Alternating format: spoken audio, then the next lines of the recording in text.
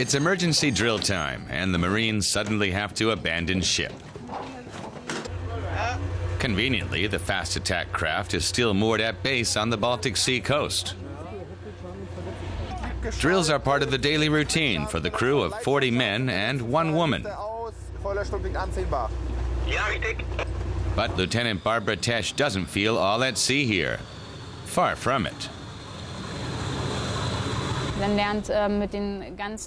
learn to get used to everyone's particular ways and habits and deal with them.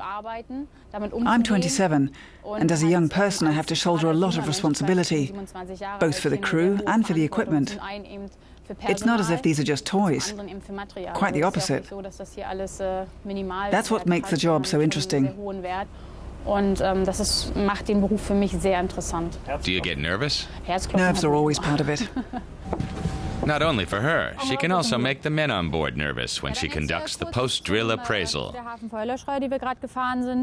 She doesn't mince her words. I'll just list a few points that might have gone better, starting with the head count.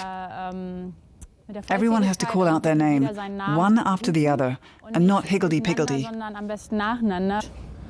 Times have changed over the last 10 years. Here we have a woman in charge, but the crew are young enough to accept her authority unquestioningly. Women on board are treated just like men. The women also have to put up with a lot. There's only 1 bathroom with 1 toilet and a shower for everyone, for example. There's no preferential treatment. She doesn't even enjoy privacy at night. Barbara Tesch shares an extremely tiny cabin with 4 men. There's no getting away from them out here at sea. But she doesn't worry about unwanted advances. I'm married, which I hope creates a distance. Plus, I'm an officer, so they wouldn't dare. I've never had any bad experiences in that regard.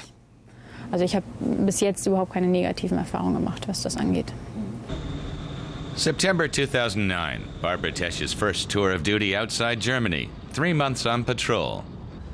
Her ship was sent to scan the waters along the Lebanese coast, part of a United Nations mission to combat arms smugglers. I probably wasn't completely calm, but I do feel safe and secure here.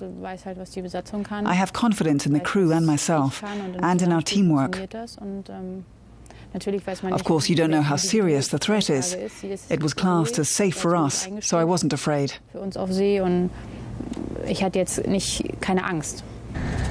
The Navy is still perceived as a male domain.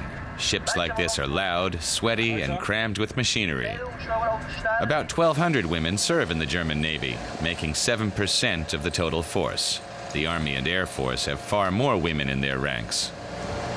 Ja, Meldung. Die Notstopp-Schalterklappen sind geöffnet. Die Fahrhebel liegen auf Stopp, Steuerlift ist auf Motor. Der Fahrstand ist mit einem Fahrbüro besetzt und klar zur Funktionsprobe.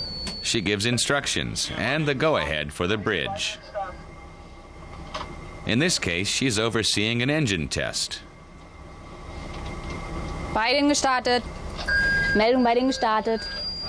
The first women to join the German Navy a decade ago did not always get a warm welcome from their male commanders. At first, like many others, I had certain prejudices. But you have to take a professional attitude, and you don't have a choice anyway. It's like any other situation. Women have the ability and the obligation to match what their male colleagues do. They're expected to do no more and no less. You need a college education and ambition to make it as an officer here. Some assume that people sign up out of desperation, but it was always Barbara Tesch's preferred first port of call. We all work together and know each other extremely well. We're a closely knit team. It's because we spend so much time together. Barbara Tesch's ambitious mentality in turn benefits the Navy. The German armed forces pride themselves on being citizens in uniform. So the more women, the better.